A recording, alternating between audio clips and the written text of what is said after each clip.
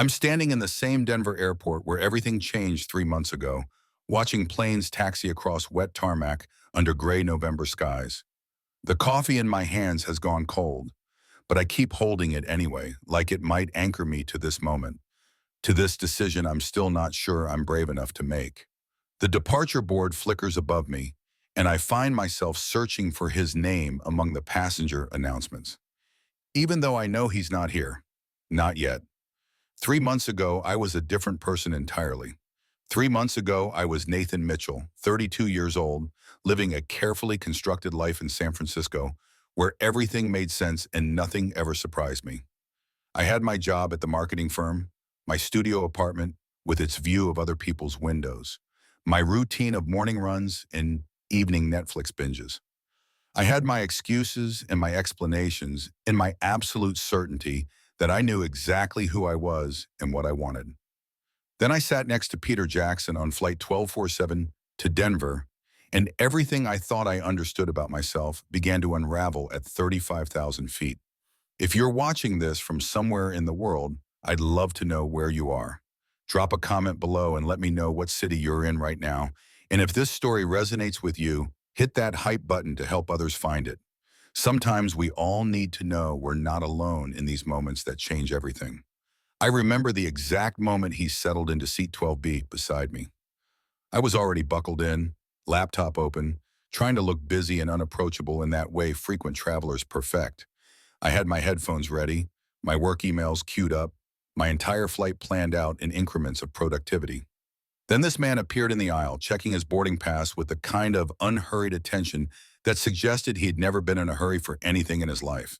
He was tall, maybe 6'2", with dark hair that looked like he'd run his fingers through it, and the shoulders that filled out his navy sweater in a way that made me look twice, then immediately pretend I hadn't.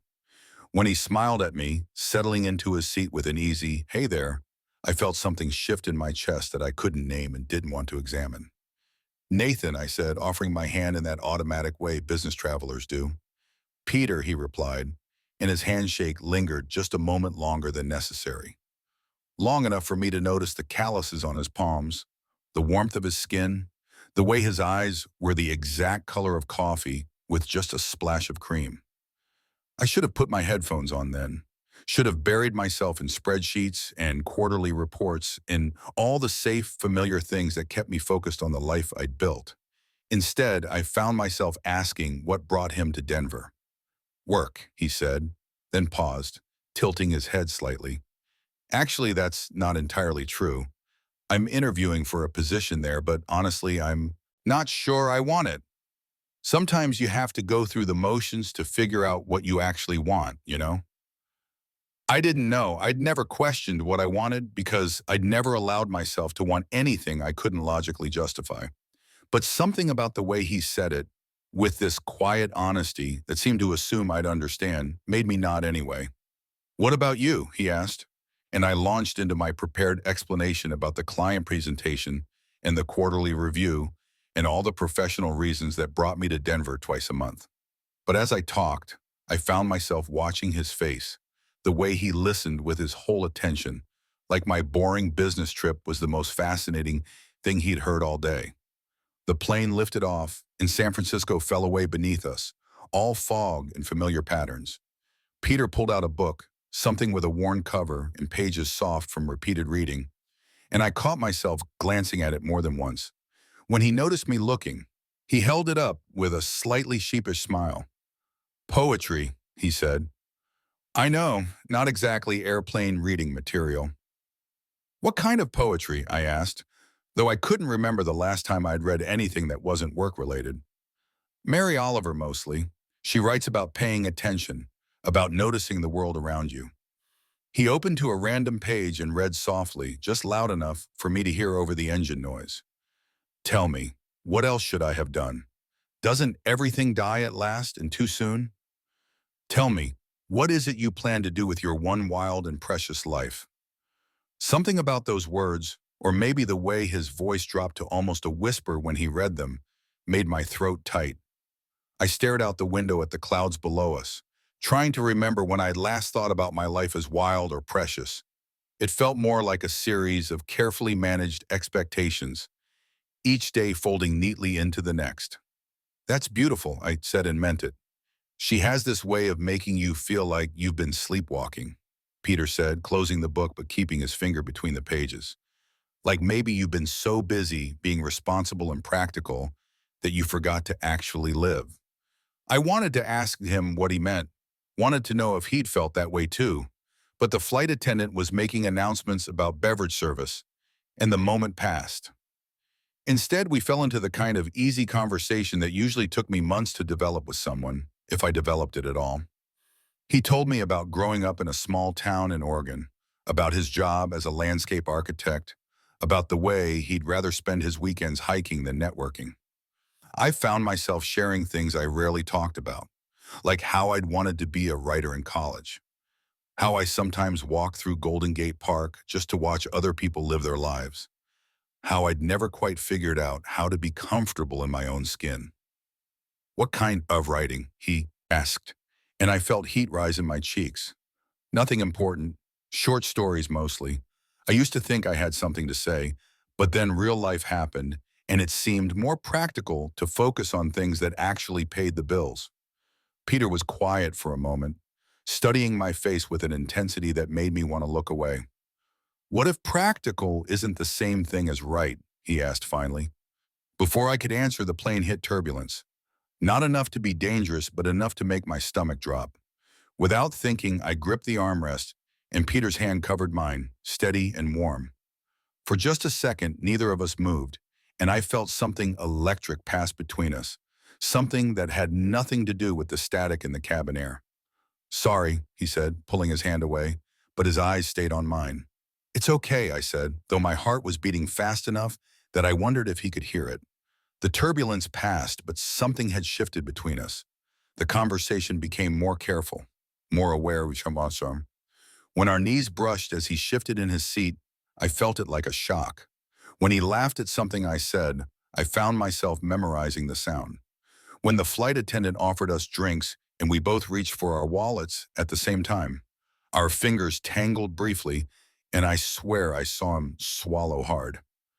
We were somewhere over the Rockies when he asked if I was seeing anyone. The question caught me off guard, partly because of its directness and partly because I wasn't sure how to answer. I'd been on dates, sure. I'd had relationships, if you could call them that.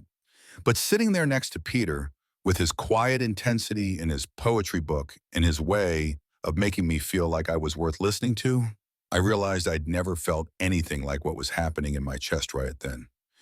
Not really, I said, which was both true and completely inadequate. Me neither, he said, and something in his voice made me look at him more carefully. The descent into Denver began sooner than I wanted it to.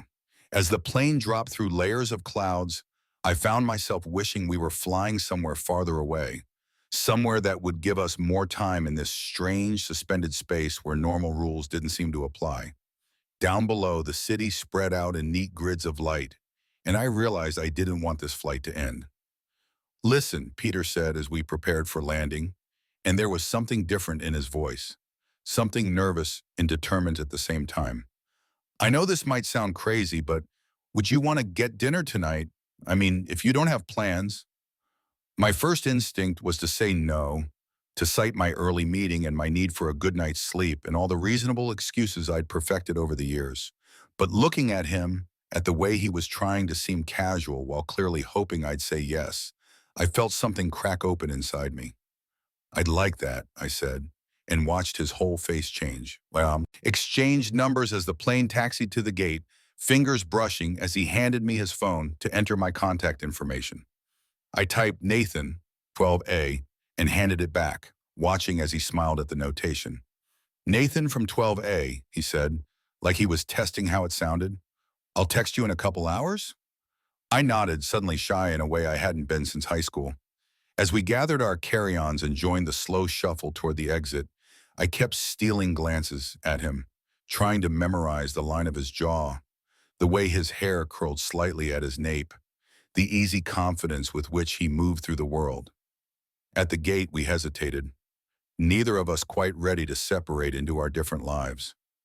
Other passengers flowed around us like water around stones, everyone else certain of where they were going. "See you tonight," Peter said finally, and before I could second-guess myself, I reached out and touched his arm briefly. "Looking forward to it," I said, and meant it more than I'd meant anything in months. I watched him walk away, noting the way other people looked at him, the way he seemed to carry light with him. It wasn't until he disappeared around a corner that I realized I was still standing there, still smiling, still feeling like something fundamental had shifted in the space between my ribs. The hotel shuttle was crowded and anonymous, full of business travelers checking their phones and looking tired. I stared out the window at the Denver skyline, but I wasn't really seeing it. Instead, I was replaying every moment of the flight, every word we'd exchanged, every time our hands had accidentally touched. I'd never been the kind of person who believed in instant connections, in the idea that you could meet someone and know immediately that they were going to matter. But sitting there in the shuttle, I couldn't shake the feeling that my life had just divided itself into before and after, with the dividing line drawn somewhere over the Colorado Rockies. My hotel room was generic and beige, the kind of place designed to be forgettable. I set my laptop on the desk, intending to review my presentation materials, but instead found myself standing at the window, looking out at the city and thinking about poetry and wild, precious lives and the way Peter's eyes had crinkled when he laughed. My phone buzzed with a text. "Hi, Nathan from 12A.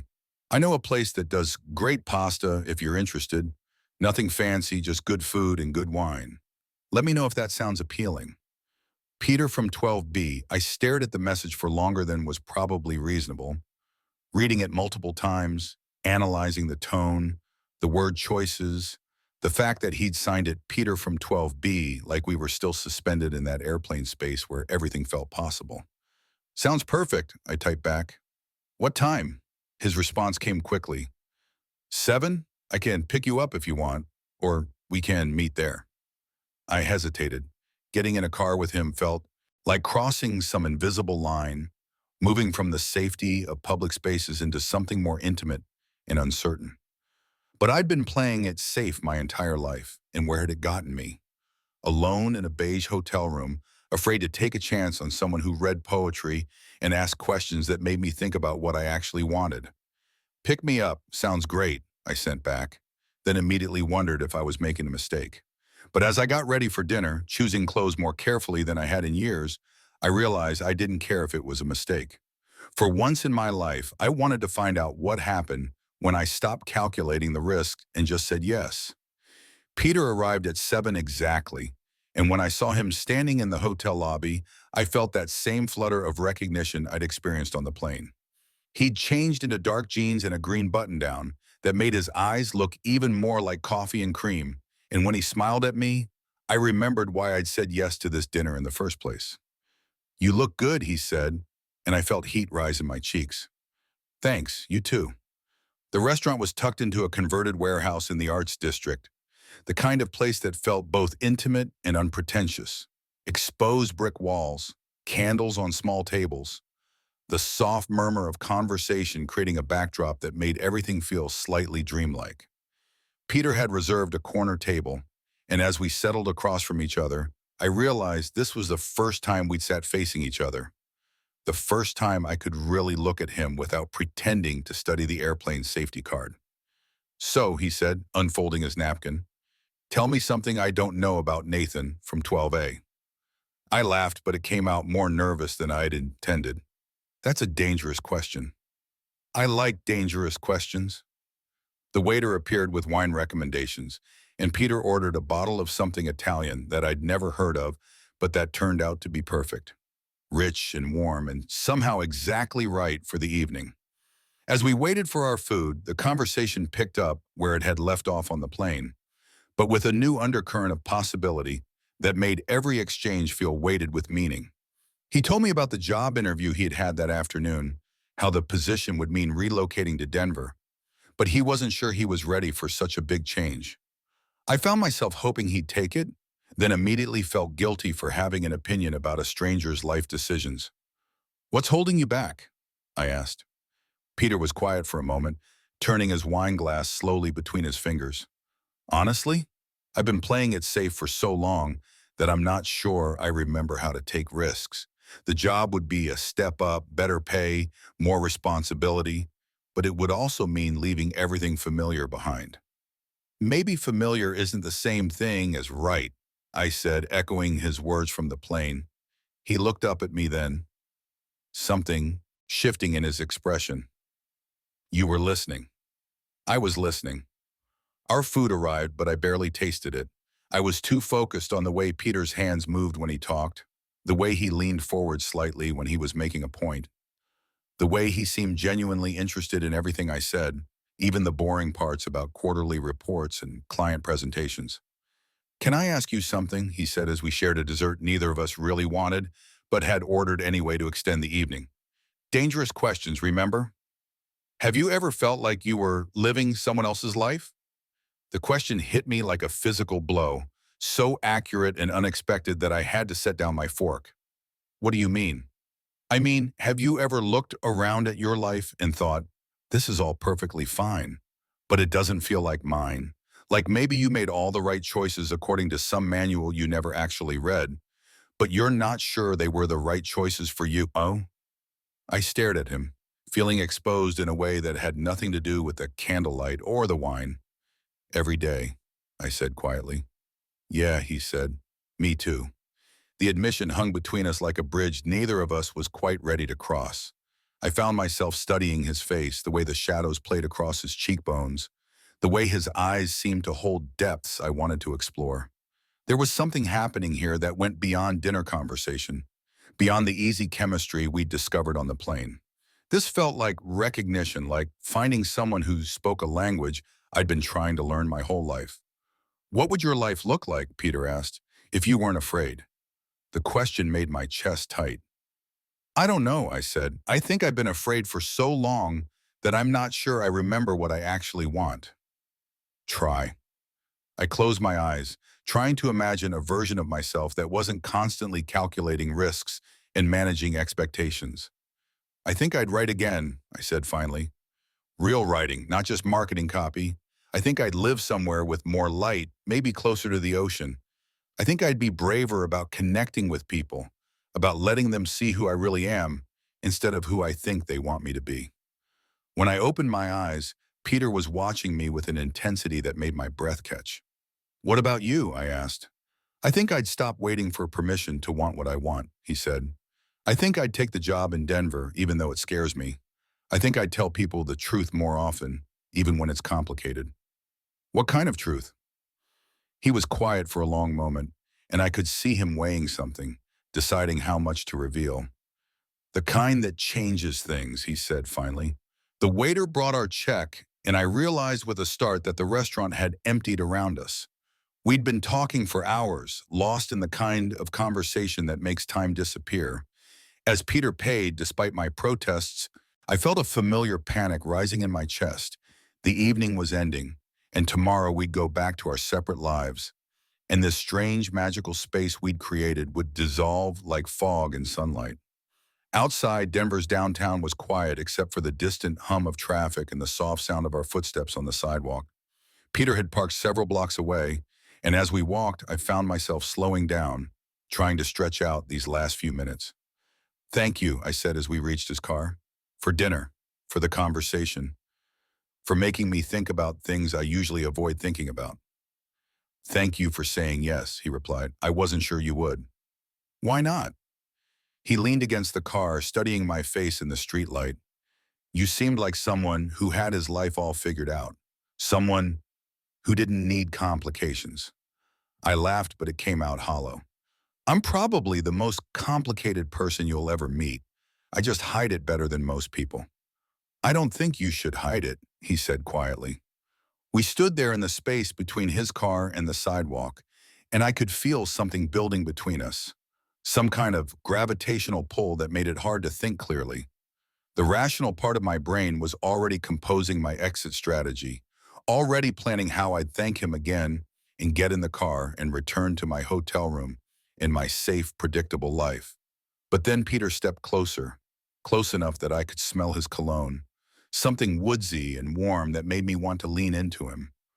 Close enough that I could see the flecks of gold in his brown eyes, the way his lips parted slightly as he looked at me.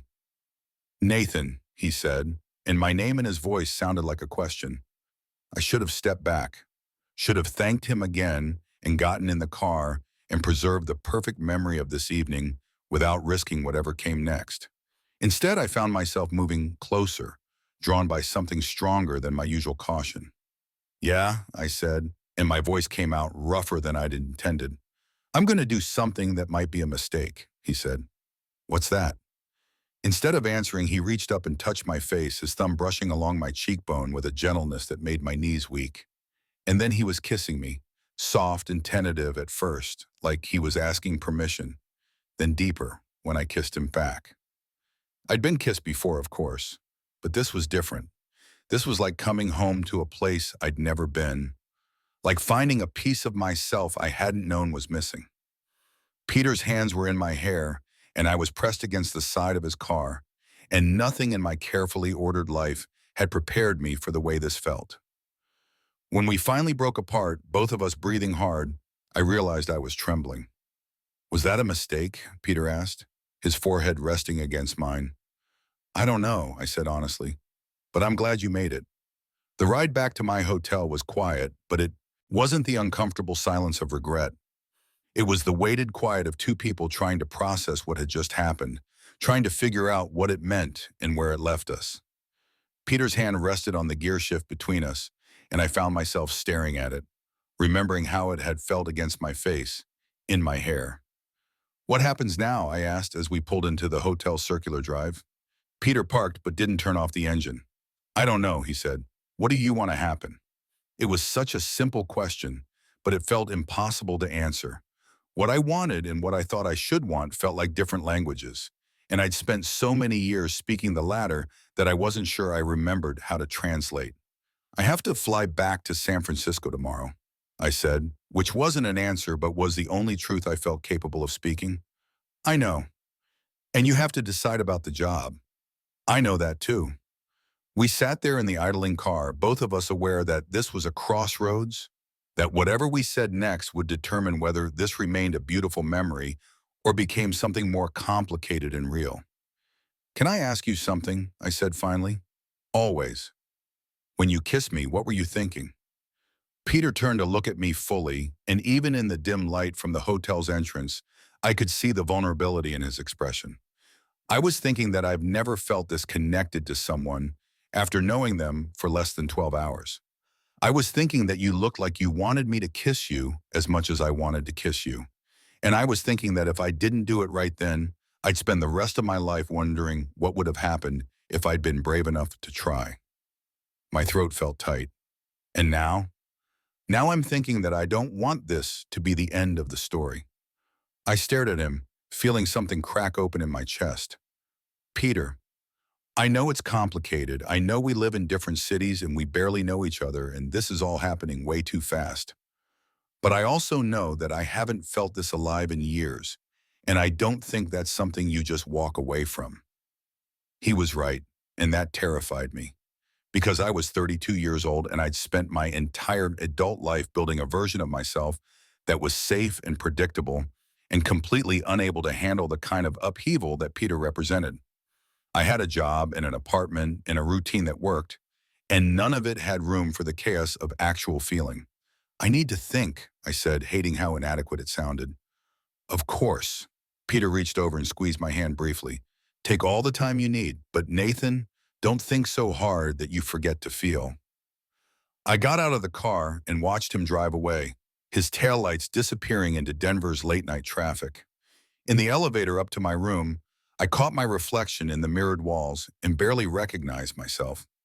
My hair was messed up from Peter's hands, my lips looked slightly swollen from kissing, and there was something different in my eyes, something more awake than I'd seen there in years. Back in my room, I sat on the edge of the bed and stared at my phone, scrolling through our brief text exchange from earlier. Such ordinary words, but they felt charged with meaning now, like artifacts from a different version of my life. I tried to focus on my presentation for the next morning, but the words on my laptop screen might as well have been in a foreign language. All I could think about was the way Peter had looked at me when he asked what I wanted to happen, the way he'd kissed me like I was something precious, The way he'd made me feel like maybe I was worth taking a risk for. I'd never been good at taking risks. Even in college, when everyone else was experimenting and exploring and making magnificent mistakes, I'd been the one with the 5-year plan and the backup options. I told myself it was maturity, responsibility, but sitting there in that hotel room, I wondered if it had just been fear dressed up as wisdom. I barely slept that night. Every time I closed my eyes, I was back in Peter's car, feeling his hands on my face, tasting the wine on his lips, hearing him say he didn't want this to be the end of the story. By morning, I felt raw and oversensitive, like I'd been turned inside out and couldn't figure out how to put myself back together. My presentation went well, which surprised me given how distracted I was. I moved through the familiar motions of charts and projections and strategic recommendations, but part of my mind was elsewhere, replaying every moment of the previous evening and trying to figure out what it all meant. During the lunch break, I found myself walking through downtown Denver with no particular destination in mind. The city felt different now, charged with possibility instead of just being another stop on my business travel circuit. I kept thinking about what Peter had said about living someone else's life, about making choices from a manual I'd never read. My phone buzzed with a text. "How did your presentation go? Thinking about you, P." Such a simple message, but it made my heart race. I stared at it for a long time before responding. "It went well. Thinking about you too. Can I see you before you fly back, even just for coffee?" I hesitated, my finger hovering over the keyboard. The smart thing would be to say no, to let this remain a perfect memory instead of risking whatever messy reality might follow. But I found myself typing. "Yes, what time?" We met at a coffee shop near the airport, one of those generic chain places that could have been anywhere. But when I saw Peter walking toward me, everything else faded into background noise. He looked tired, like maybe he'd slept as poorly as I had. But when he smiled at me, I felt that same flutter of recognition that had started this whole thing. "Hi," he said, sliding into the seat.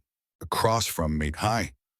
We sat there for a moment, both of us suddenly shy in the daylight, in this public space where we couldn't hide behind wine and candlelight in the strange intimacy of strangers sharing secrets. "So," Peter said finally, "I have news." My stomach dropped. "You took the job." "I took the job." He was watching my face carefully.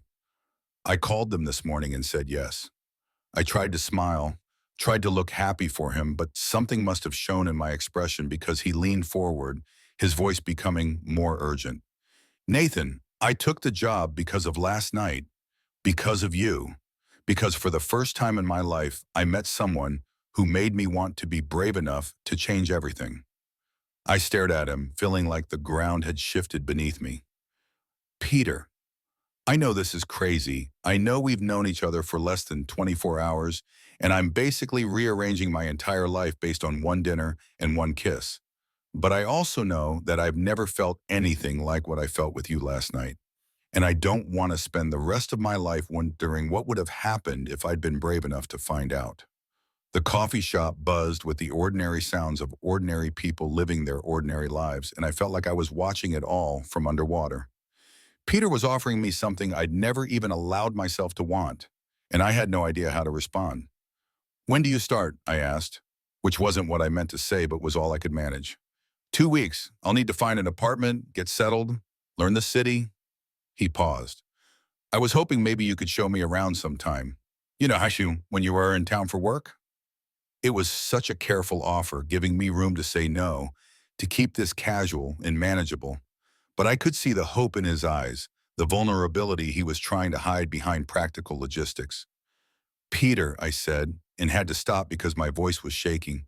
"I'm scaring you, terrifying me. Good terrifying or bad terrifying?" I laughed despite myself. "I don't know. Both, maybe." My flight was boarding in an hour, and I could feel the weight of decision pressing down on me like physical force. Peter sat across from me, patient and hopeful and willing to rearrange his entire life based on something that might not even be real in the harsh light of day. "Can I tell you something?" I said finally. "Always. I've never been in love before. Not really. I've had relationships, sure, but they always felt like I was playing a part. trying to be the person I thought I was supposed to be. And last night with you, I felt like myself for the first time in years. But I'm also terrified that I don't know how to be myself, that I'll disappoint you or hurt you or run away when things get complicated. Peter reached across the table and took my hand, his thumb tracing circles on my palm. What if we figured it out together? What if we can't? What if we can? Looked down at our joined hands, at the way his fingers fit between mine like they belong there. I live in San Francisco. It's a 2-hour flight. I have a job, an apartment, a whole life there. I know. I don't know how to do this, Peter. I don't know how to want something this much without being sure it's going to work out. Nobody knows that, he said gently. That's what makes it brave. My phone buzzed with a boarding notification, and reality crashed back in. I had to go, had to get on a plane and return to my real life, had to figure out how to reconcile the person I'd been for 32 years with the person I'd discovered I could be in the space of one evening. I have to go, I said, but I didn't let go of his hand. I know.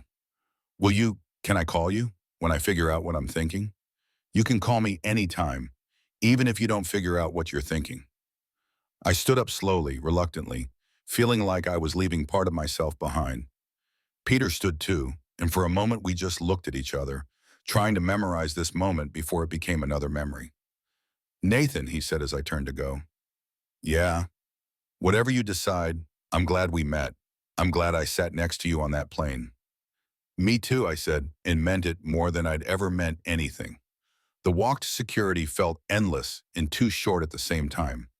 I kept wanting to turn around, to run back to the coffee shop and tell Peter that yes, I wanted to figure it out together, that I was tired of being afraid, that maybe love was worth the risk of everything falling apart. But I didn't. I got in line, showed my boarding pass, took off my shoes and put them back on, went through all the familiar motions of business travel while my heart hammered against my ribs.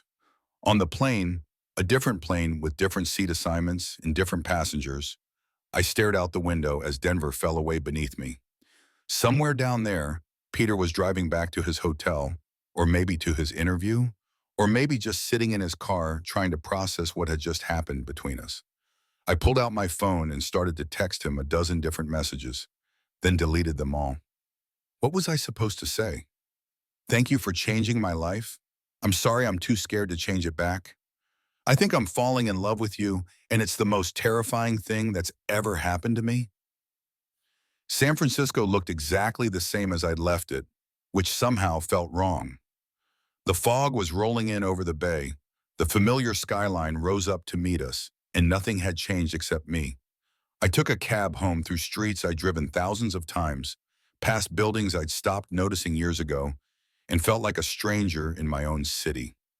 My apartment was exactly as I'd left it, clean, organized, beige in all the ways that had once felt sophisticated and now just felt empty. I set my suitcase down and stood in my living room, looking around at the life I'd built for myself, the expensive furniture I'd saved up for, the art I'd chosen because it matched the color scheme, the books arranged more for appearance than because I actually read them. For the first time, I saw it all through Peter's eyes, and it looked like exactly what it was. A magazine spread of a life, beautiful and empty, and completely impersonal. I tried to get back into my routine. I went to work, attended meetings, responded to emails, and did all the things that had filled my days before Denver. But everything felt different now, like I was watching myself perform the role of Nathan Mitchell, marketing professional, instead of actually being him. My coworkers noticed. You seem different, my assistant Michelle Watson said after a particularly distracted morning. More, I don't know, present, maybe? I didn't know how to explain that I felt more present and more absent at the same time, that part of me was still sitting in that Denver coffee shop, holding Peter's hand and trying to decide whether to be brave. He texted me regularly, but not too much, just enough to let me know he was thinking about me without pressure. Updates about his apartment search, photos of Denver sunsets, random thoughts that made me smile despite my confusion. I responded but carefully, trying to maintain some kind of balance between connection and distance that probably satisfied neither of us. 2 weeks after Denver, he sent me a photo of his new apartment key with the message, "Made it official, scared and excited and thinking about you." I stared at that photo for a long time, at the simple metal key that represented everything I was too afraid to reach for. He'd done it, had actually upended his entire life based on one night with a stranger, and here I was, still paralyzed by the possibility of change. That night, I did something I hadn't done in years. I called in sick to work and spent the day walking around San Francisco, really looking at it for the first time in ages. I walked through Golden Gate Park, where I told Peter I like to watch other people live their lives, and realized I was still doing exactly that. Watching instead of participating, observing instead of experiencing, staying safe instead of being alive. I thought about Mary Oliver's poem, the one Peter had read on the plane. Tell me, what is it you plan to do with your one wild and precious life? What was I planning to do? Keep showing up to a job that paid well but didn't fulfill me. Keep living in an apartment that looked good but didn't feel like home. Keep being careful and responsible and alone. I found myself at Ocean Beach, staring out at the Pacific and thinking about 2-hour flights and the way Peter had looked at me when he said he didn't want this to be the end of the story. The sun was setting, painting the sky in shades of pink and gold that would have been beautiful if I'd been sharing them with someone who mattered. My phone rang. Peter's name on the screen made my heart jump. "Hi," I said, answering on the second ring. "Hi, I hope it's okay that I called. I know we've been texting, but I wanted to hear your voice." "It's okay, it's good to hear yours too." "How are you doing? Really?" I closed my eyes, listening to the sound of waves and trying to figure out how to answer honestly. "I'm confused and scared, and I can't stop thinking about you." "Good confused or bad confused?" "I don't know, both maybe." I paused. "How's Denver?" "Different. Good different, I think, but still different. I keep wanting to tell you about things, show you places I've found. There's this coffee shop near my apartment that I think you'd love, and a bookstore that stays open until midnight. And the view from my balcony." He trailed off. "Sorry, I don't want to pressure you." "You're not pressuring me. I like hearing about your life." "Nathan?" "Yeah? I miss you. I know that's probably too much to say after knowing you for one day, but I miss you." The admission hit me like a physical blow, partly because I missed him too, desperately and constantly, and partly because I'd never had anyone say those words to me and mean them the way Peter clearly did. "I miss you too," I said, and felt something loosen in my chest at finally saying it out loud. "Yeah? Yeah, more than I know how to handle." We talked for an hour about everything and nothing, the kind of conversation that makes time disappear. He told me about his new job, about learning Denver's neighborhoods, about the way the mountains look different every day depending on the light. I told him about San Francisco fog and my strange disconnection from my own life, and how I'd been thinking about Mary Oliver's poetry. "Can I ask you something?" And he said as we were winding down. "Always. What would have to be different for you to take a chance on this, on us?" It was such a direct question, and I appreciated that he wasn't trying to manipulate or convince me, just trying to understand what I needed. "I don't know," I said honestly. "I think I need to figure out who I am when I'm not being safe. I think I need to know that I'm choosing you, not just running away from my life." That makes sense. Does it? Because it doesn't make sense to me. I know I have feelings for you, Peter. Strong feelings that scare the hell out of me. But I also know I've spent my whole life being the responsible one, the careful one, and I don't know how to trust that what I'm feeling is real and not just rebellion against everything I've built. "What if it's both?" Peter asked gently. "What if you can have feelings for me and also be ready to change your life? What if they're not separate things?" I didn't have an answer for that, but the question stayed with me long after we hung up. What if they weren't separate things? What if my feelings for Peter and my dissatisfaction with my life were pointing toward the same truth, that I'd been living too small, too safe, too afraid of wanting anything I might not get to keep? Over the next few weeks, something shifted in me. Maybe it was Peter's patience, the way he kept showing up in my life without demanding anything I wasn't ready to give. Maybe it was the way my own life felt increasingly hollow, like I was going through the motions of being myself without actually inhabiting the role. Or maybe it was the morning I woke up and realized I'd been dreaming about Denver again, about walking through an unfamiliar city with someone who made everything feel possible. I called my boss that day and asked about remote work options. I'd been with the company long enough and performed well enough that they were willing to be flexible, especially since most of my work was done on computer anyway. "Are you thinking about relocating?" she asked. "Maybe," I said. "I'm exploring some options." That afternoon, I started looking at flights to Denver. Peter and I had been talking regularly for 6 weeks when I finally worked up the courage to tell him I was coming to visit. "Really," he said, and I could hear the smile in his voice. "Really, just for a weekend, to see the city, see how you're settling in." "Nathan, that's—" He paused. "I'm really happy you're coming." "Me too. Terrified, but happy. Good terrified or bad terrified? Ask me when I get there." The flight to Denver felt different this time.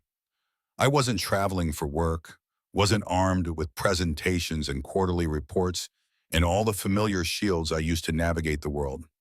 I was just Nathan, flying to see Peter, with no agenda beyond figuring out whether the connection we'd felt was real or just airplane magic that couldn't survive at sea level. Peter met me at the airport, and when I saw him waiting by baggage claim, something settled in my chest that I hadn't even realized was unsettled. He looked good, more relaxed than I remembered, like Denver agreed with him. "Hi," he said, and his smile was exactly as I remembered it. "Hi." We stood there for a moment, suddenly awkward in a way we hadn't been over the phone, both of us trying to navigate the space between strangers and something more. "How was the flight?" he asked as we walked toward the exit. "Good, uneventful. No interesting seatmates this time." He laughed. "Their loss." Peter's apartment was in a converted warehouse in the Arts District, all exposed brick and huge windows, and the kind of character my San Francisco place completely lacked. It felt like him, I realized as he showed me around, warm and unpretentious and full of light. "It's beautiful," I said, standing at the living room window and looking out at the Denver skyline. "Thanks, I'm still getting used to all the space. My place in Portland was about half this size." "Do you miss it? Portland?" Peter was quiet for a moment, considering. "I miss the familiar parts. My favorite coffee shop, the hiking trails I knew by heart, the routine of it all. But I don't miss feeling stuck. And I definitely don't miss wondering what would have happened if I'd been brave enough to take a chance." He was looking at me when he said it, and I felt that familiar flutter of recognition, of being seen and understood in ways I wasn't used to. That weekend, Peter showed me his Denver, the bookstore that stayed open until midnight, the coffee shop near his apartment, the hiking trails in the foothills where you could see the entire city spread out below. We talked constantly, picking up conversations we'd started on the phone and discovering new ones. But there was also a comfortable quiet between us that felt like coming home. On Saturday night, we went to dinner at a small Italian place in his neighborhood, and I found myself watching him across the table, memorizing the way he gestured when he talked, the way he listened like everything I said mattered. "Can I tell you something?" I said as we shared dessert. "Always. I've been thinking about what you asked me, about what would have to be different for me to take a chance on this." Peter set down his fork, giving me his full attention. "I think I was asking the wrong question," I continued. "I kept thinking about what I'd have to give up, what I'd have to change, what I'd have to risk. But maybe the real question is what I'd get to have. What would you get to have? You, this, the possibility of building something real with someone who makes me want to be braver than I've ever been." Peter reached across the table and took my hand, his thumb tracing the same circles on my palm that I remembered from that first night. "Nathan," he said softly. "I'm still scared," I said. "I'm probably always going to be a little scared. But I'm more scared of spending the rest of my life wondering what would have happened if I'd been brave enough to try." "So what does that mean?" I took a deep breath, feeling like I was about to jump off a cliff. "It means I want to try It means I've already talked to my boss about working remotely, and I've been looking at apartments online, and I think I want to find out what happens when I stop being safe and start being alive." Peter's face transformed, hope and joy, and something that looked like love spreading across his features. Are you saying what I think you're saying? I'm saying I want to move to Denver. I'm saying I want to see what happens when we stop wondering and start finding out. He stood up so quickly he almost knocked over his chair, came around to my side of the table, and kissed me right there in the middle of the restaurant. It was different from that first kiss in the parking lot, less desperate and more certain, like a promise instead of a question. I love you, he whispered against my lips, and the words felt like coming home. I love you too, I said, and meant it with every cell in my body. 3 months later, I'm standing in the Denver airport again, but this time I'm not leaving. This time I'm waiting for the movers to deliver the last of my belongings to the apartment Peter and I found together. The one with big windows and room for two people to build a life. It hasn't been easy. Moving across the country, changing everything I thought I knew about myself, learning how to be in love and be myself at the same time. But it's been worth it in ways I never could have imagined. Peter was right that first night. Sometimes you have to go through the motions to figure out what you actually want. And sometimes what you want is sitting right next to you on a flight to Denver, reading poetry and asking dangerous questions, and making you remember that life is supposed to be wild and precious, not just safe and predictable. I pull out my phone and text him. Flight landed on time. See you at home in an hour. His response comes immediately. Can't wait. Love you, Nathan from 12A. Love you too, Peter from 12B. I put my phone away and walked toward baggage claim, toward the life I chose instead of the one that chose me, toward the person who taught me that sometimes the best destinations are the ones you never plan to visit. Outside, Denver stretches under a clear blue sky, full of possibility and promise, and all the beautiful uncertainty of a life lived without a safety net. I take a deep breath and step into it, finally ready to find out what happens when you stop watching other people live their lives and start living your own.